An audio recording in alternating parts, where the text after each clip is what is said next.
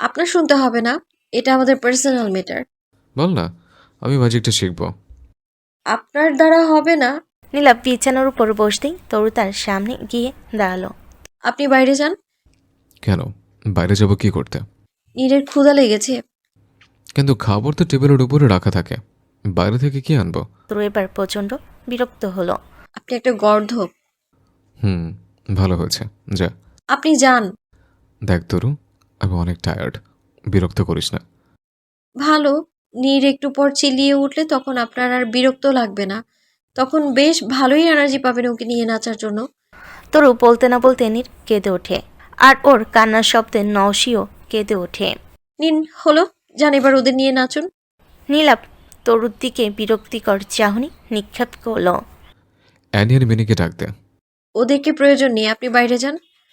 নীলাপ সন্ধিয়ান চোখে তরুর দিকে তাকালো। তুই কি করতে চাইছিস বলতো? তরু এবার ভীষণ লজ্জা পেল। আপনি যাবেন নাকি আমি চিল্লিয়ে সবাইকে একত্রিত করব? নীলাপ না পেরে রুমের বাইরে এসে দাঁড়ালো। সাথে সাথে তরু দরজা লক করে দিল।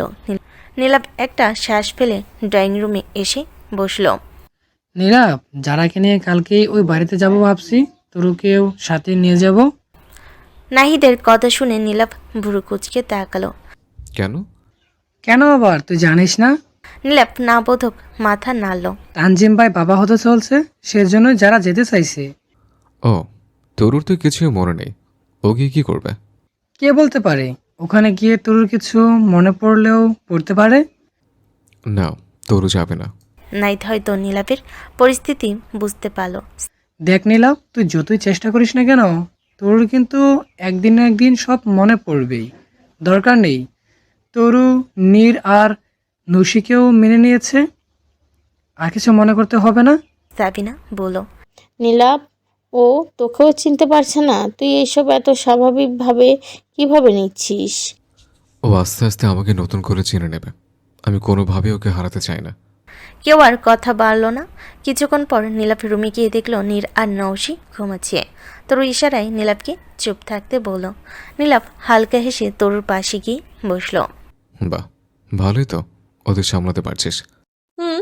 আমি তো প্রথমে ওদের ভীষণ বাজে বলে মনে করতাম, কিন্তু এখন তো ওরা জিদানের মতোই কিউট আর ভদ্র হয়ে গেছে। মা ছাড়া বেড়ে ওঠা সত্যি অনেক চ্যালেঞ্জিং। মা না থাকলে সব বাচ্চারই বাজে হয়ে যায়। এখন তুই ওদের মা আছিস, সেজন্য ওরা ভদ্র হয়ে গেছে। যাক, আমি তাহলে বেশ প্রয়োজনীয়, তাই না? কি বলেন? হুম, অনেক বেশি প্রয়োজনীয়, একদম অক্সিজেনের মতো। ধুর, বেশিই বলে ফেললেন। ততটাও নই। তার চেয়েও বেশি। তরু নীলাপের কথা শুনে তার দিকে তাকাতেই থমকে গেল। নীলাপ অদ্ভুত দৃষ্টিতে তার দিকেই তাকিয়ে আছে। তরু ইতস্তত বোধ করে উঠে চলে যেতে নেবে, তার আগে নীলাপ তরুর হাত ধরে ফেলে। তরু, আমাকে একবার জড়িয়ে ধরবে? নীলাপের সহজ সরল আবদার শুনে তরু চমকে তাকাই। নীলাপ এমনভাবে বলছে যেন এটা কোনো ব্যাপারই নয়, কিন্তু তরুর যেখানে তাকে মনে নেই সেখানে কিভাবে তাকে এত সহজে জড়িয়ে ধরতে পারে। তরু নিচের হাত ছাড়াতে চাইলে নীলাপ আরও শক্ত করে তরুর হাত ধরে। প্লিজ তরু, একবার। নীলাপ নিজেই তরুকে সামনে এনে জড়িয়ে ধরল। তরু দাঁড়িয়ে আছে আর নীলাপ পিছনেই বসে আছে। সেভাবে নীলাপ তরুকে জড়িয়ে ধরেছে। নীলাপ হঠাৎই গাইতে লাগলো। तुम मेरे हो इस पल मेरे हो, कल शायद ये आलम न रहे, कुछ ऐसा हो तुम न रहो, कुछ ऐसा हो हम न रहे, ये रास्ते अलग हो जाए, चलते चलते हम खो जाए।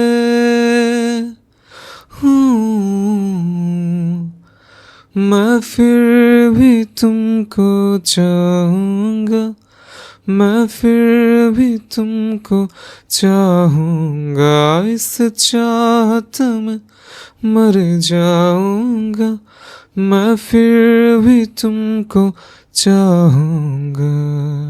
নীলাপ কান্না করছে। নীলাপের এই হঠাৎ কান্না করার কারণগুলো তরু বুঝতেই পারে না। কি সুন্দর গান গাইল, শেষে এভাবে কান্না করার কি আছে? তরু নীলাপকে ছেড়ে তার মুখোমুখি বসলো। নীলাপ দ্রুত হাতে নিজের চোখ দুটো মুছে ফেল। তরু বলল। আমি সব কিছু ভুলে গেছি বলে আপনি কান্না করছেন? নীলাপ কিছুই বলল না। আপনি এভাবে কান্না করবেন না প্লিজ। আমি সবকিছু মনে করার চেষ্টা করছি তো। দেখুন না, নীর আর নওশিকেও মেনে নিয়েছি। আমি একদিন অবশ্যই সবকিছু মনে করতে পারবো। একটু সময় দিন প্লিজ। নীলাপ শান্ত কণ্ঠে বলল। কিছু মনে করতে হবে না, তুই শুধু আমার সাথে থাক, আর কিছু চাই না। তরুর কপালে ভাঁজ পড়ল। আপনি চান না আমার সবকিছু মনে পড়ুক? না, আমি তোকে বারবার হারাতে পারবো না। আপনি সত্যি আমার জোর করে বিয়ে করেননি তো? না, তুই সম্পূর্ণ নিজের ইচ্ছাতে আমাকে বিয়ে করেছিস। তাহলে আপনি চান না কেন যে আমার সবকিছু মনে পড়ুক? এত কিছু ভাবতে হবে না, শুধু নীর আর নশের কথা ভাব। কিভাবে নিজে ভালো থাকবি সেসব ভাব। আপনার কথাও ভাববো না? আমার কথা তো একদমই ভাববি না, দরকার নেই ভাবার। শুধু আমার সাথে থেকে যা। তরু অজান্তে নীলাপের মাথার এলোমেলো চুলগুলোতে হাত বুলিয়ে ঠিক করতে লাগলো। নীলাপ ফট করেই তরুর হাত ধরে ফেলে। এরকম করবি না কখনো, আমার ভয় করে। তরু ভুরু কুচকে তাকায়। এখানে ভয় পাওয়ার কি আছে? নীলাপ কিছুই বলল না। সে তরুকে কিভাবে বলবে যে তরু এরকমটা আগে করত। এখন তো সে সব কিছু ভুলে গেছে, তারপর এরকম কেন করবে?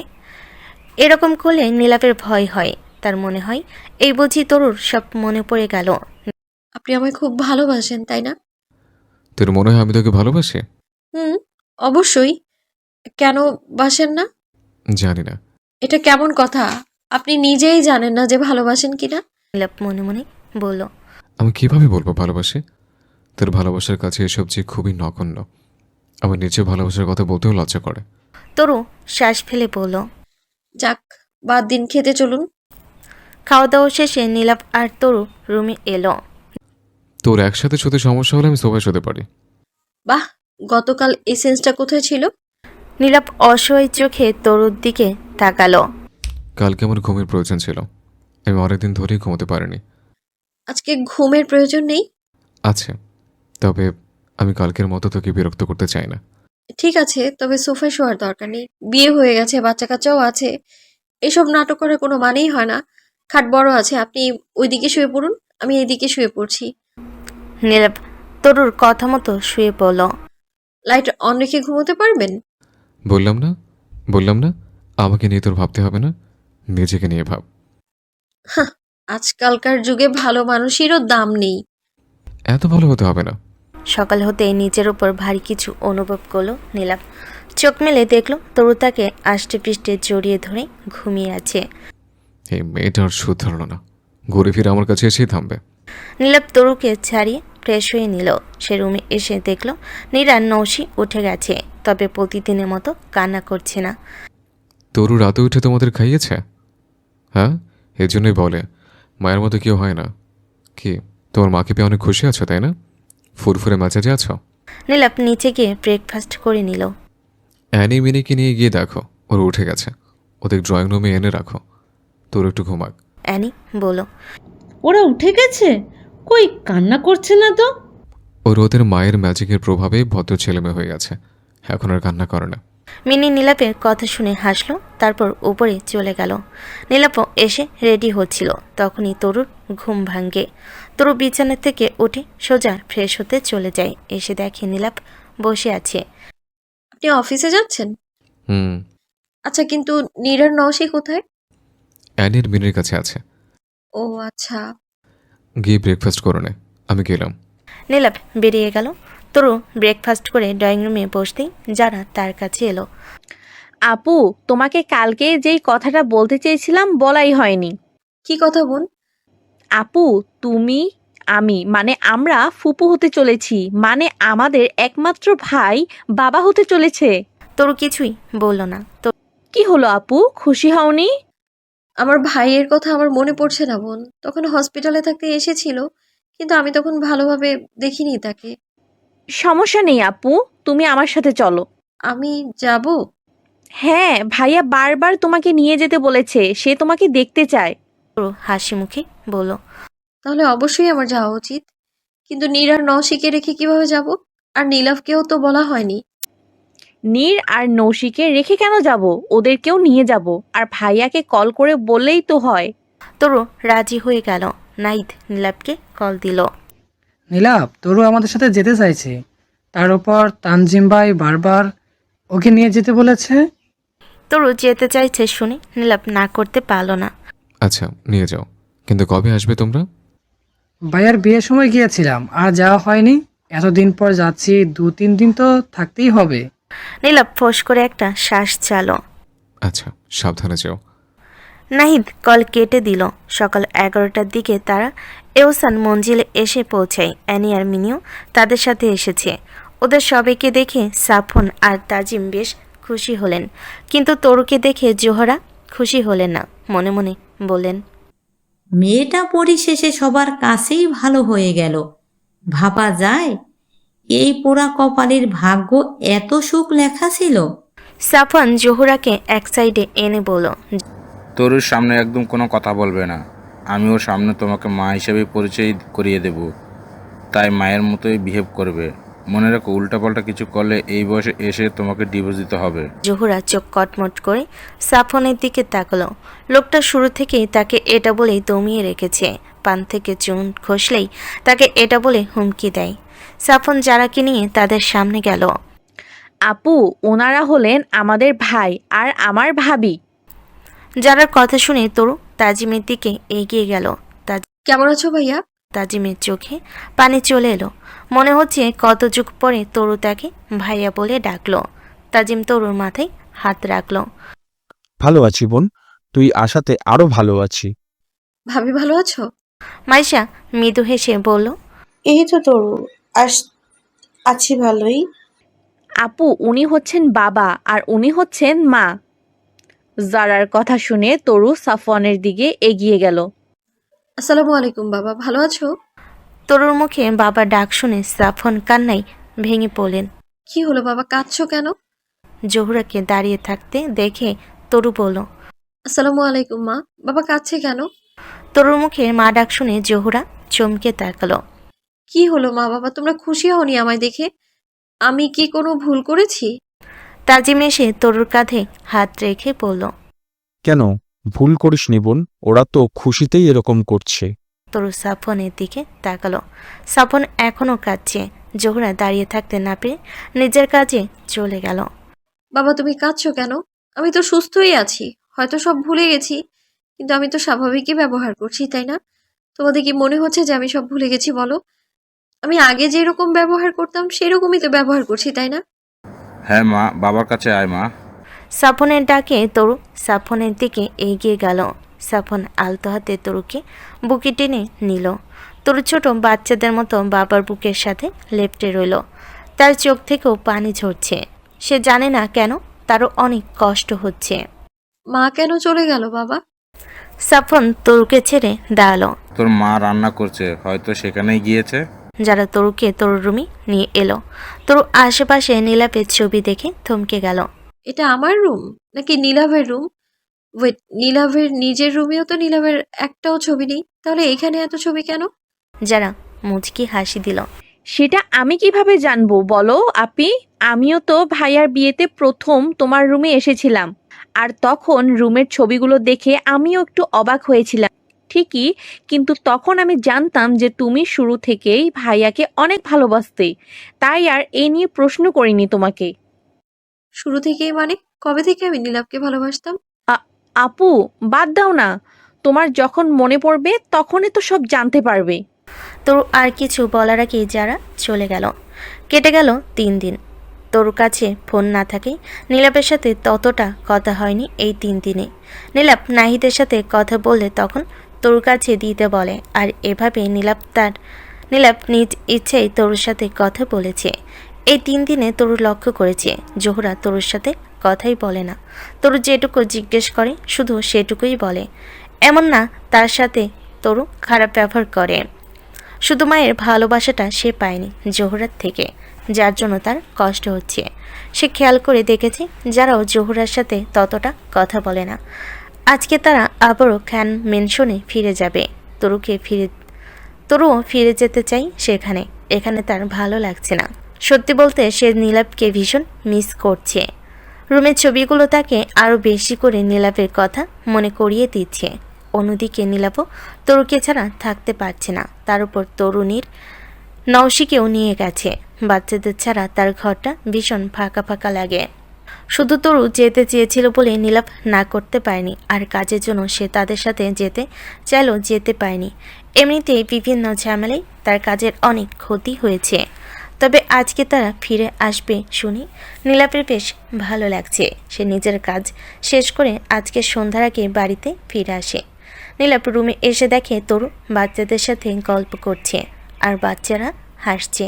তরু, নীলাভকে দেখে তরু না দেখার মতো সেভাবেই বসে রইল। তরুর একটু অভিমান হয়েছে নীলাভের উপর।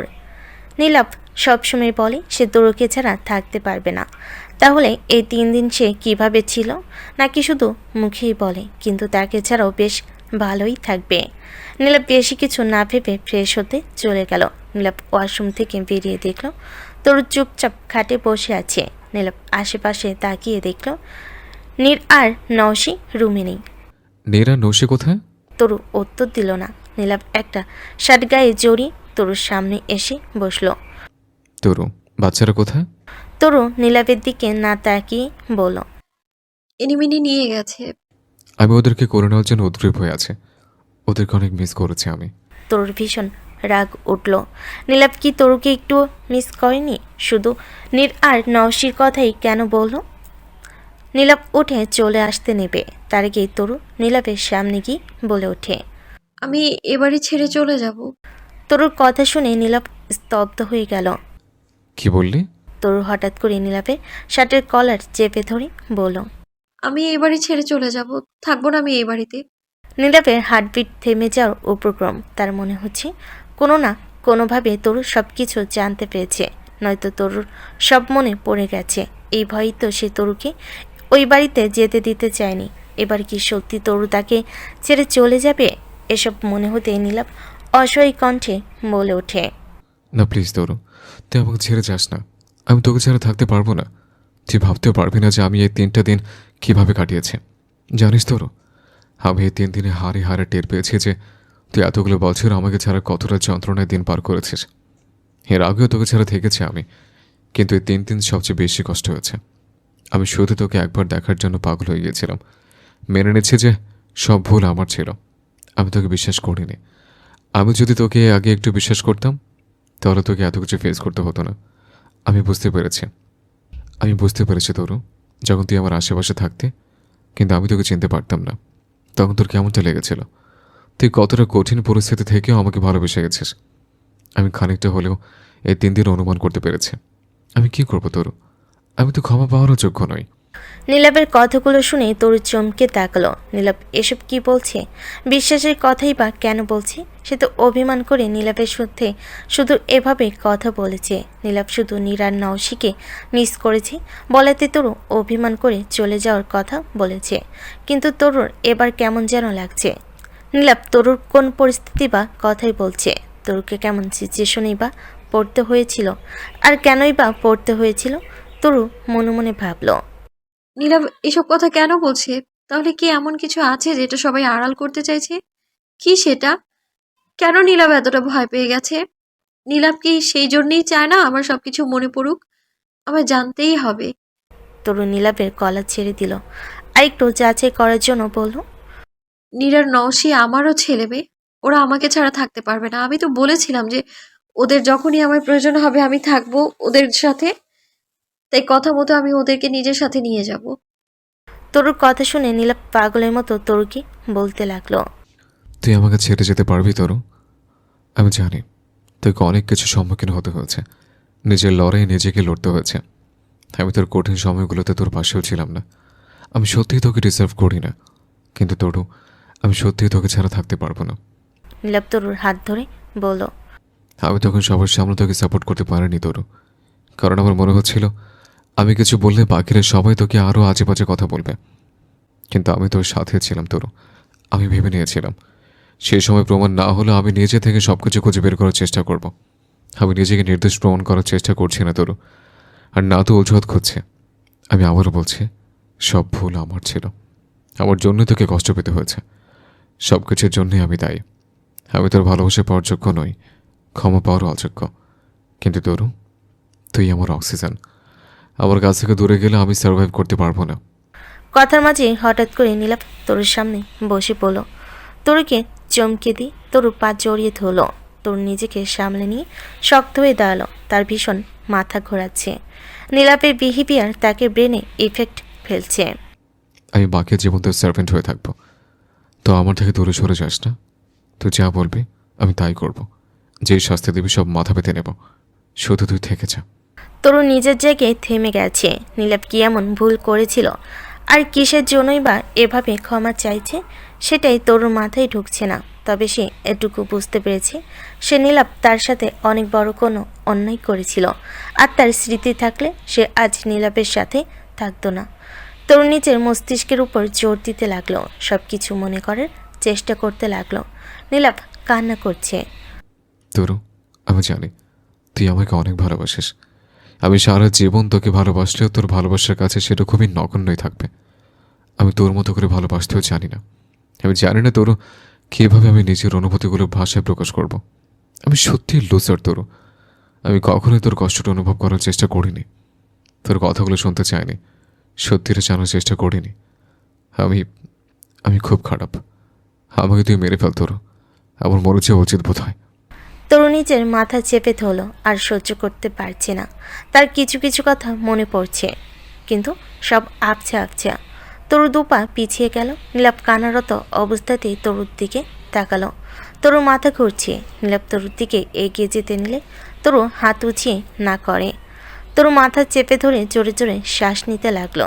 তার সব কিছুই আস্তে আস্তে মনে পড়ছে, সেই সাথে কানে বারবার বাজছে। বিশ্বাস করেনি, নীলাভ আমায় বিশ্বাস করেনি। আমি বিশ্বাস অর্জন করতে পারিনি। নীলাভ আমায় বুঝলো না। এ একবার আমার হাত ধরে জানতে চাইলো না সেদিন ঠিক কি ঘটেছিল। তরু জোরে চিৎকার করে উঠল। নীলাভ, তুই আমায় কেন বিশ্বাস করলি না? কেন করলি না? নীলাপ বুঝতে পারলো তোর সব কিছু মনে পড়ছে। নীলাপ নিচে বসে কাঁদতে লাগলো। তোর চিৎকার শুনে ড্রয়িং রুমে বসে থাকা সবাই ছুটে এলো, আর এসে তরুকে এভাবে রেগে যেতে দেখে সবাই থমকে গেল।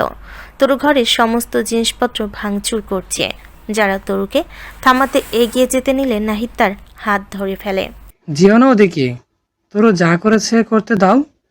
ওর সব কিছু মনে পড়ুক, তারপর ও আমাদেরকে যা শাস্তি দেবে আমরা সবাই মাথা পেতে মেনে নেব। 15 মিনিট পর তরু উবু হয়ে বিছানায় শুয়ে আছে। তার প্রচণ্ড মাথা ব্যথা করছে। তরু সহ্য করতে না পেরে বারবার চিল্লিয়ে উঠছে, কিন্তু সেসবের মাঝেও কানে বাজছে। আমি ত্রানা চৌধুরী, রূপে থাকা তরুলতা এহসান। আমার উদ্দেশ্য ওদের শাস্তি দেয়া। আমি ওদের শাস্তি দেব। তরু বেডশিট খামচে ধরল। এরকম যন্ত্রণা পেতে পেতে এক পর্যায়ে তরু সেন্সলেস হয়ে যায়। তরুকে নিস্তেজ হয়ে যেতে দেখে নীলাপ দৌড়ে গিয়ে তরুকে জড়িয়ে ধরে। তরু, তুই চলে যাবি আমাকে ছেড়ে? আমি তোকে ছেড়ে কীভাবে থাকবো? যদি যেতেই হয় আমাকে মেরে তারপর যাবে। বাড়ির সবার চোখে পানি। নাই ডাক্তারকে কল দিল। যেই ডাক্তার তরুর অপারেশন করেছে সেই ডাক্তার এলো। তারপর তরুর চেক আপ করে বলল, উনি খুব স্ট্রং পার্সোনালিটি, সেই জন্যই এত তাড়াতাড়ি পুরো স্মৃতি রিকভার করতে পেরেছে। আর মনে হচ্ছে জ্ঞান ফিরতে উনি আগে সব স্মৃতি মনে পড়ে যাবে। নীলাপ প্রচণ্ড কান্না করছে। তার অবস্থা দেখে সাবিনা এগিয়ে এসে তাকে সান্ত্বনা দিল। নীলাভ, শান্ত হ। এরকম করলে কিভাবে হবে? আমরা অপরাধ করেছি, আমরাই শাস্তি পাবো।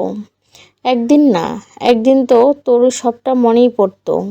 আমরা শাস্তির ভয়ে এভাবে কান্না করলে তরু হয়তো আমাদেরকে ক্ষমাও করে দিবে, কিন্তু আমরা কি সত্যিই ক্ষমার যোগ্য? নীলাপ তরুর নিথর শরীরটা শক্ত করে জড়িয়ে ধরল। ও আমাকে ছেড়ে চলে যাবে? আমি কিভাবে থাকবো মা? আগে তো নিজের উপর ঘৃণা করে বেঁচেছিলাম, এখন কিভাবে বাঁচবো? আমরা ওর জীবনটা শেষ করে দিয়েছি মা। কোনো কিছুর বিনিময়ে আমরা সেসবের মাসুল দিতে পারবো না। ওই শুরু থেকে নিষ্পাপ ছিল। একটা মা আর অসহায় বাচ্চা মেয়েকে আমরা খুনি বানিয়ে দিয়েছিলাম। তুমি বুঝতে পারছো ও প্রতিটা মুহূর্তে কতটা যন্ত্রণা অনুভব করেছে? ও কত রাত নির্ঘুম থেকেছে। আমরা কোনোদিন অনুমান করতে পারবো না আমরা ওকে খুনি বানিয়েছিলাম, কিন্তু প্রকৃতপক্ষে তো আমরা নিজেরাই খুনি। একটা সহজ সরল নিষ্পাপ বাচ্চা মেয়েটাকে আমরা খুন করেছিলাম মা। ওর কষ্টের তিল পরিমাণ অনুভব করার ক্ষমতা আমাদের নেই মা। আমাদেরকেও কি শাস্তি দেবে মা? আমরা তো শাস্তি বড় যোগ্য নই। এত কিছুর পরও আমি যখন ওকে বিশ্বাস করি সেটা বলতে পারিনি। ওর তখন কেমন লেগেছিল তুমি কি সেটা অনুমান করতে পারছো? আমি পারছি। আমার কলিজা ছেড়ে যাচ্ছে মা। ওর এমনটা লেগেছিল।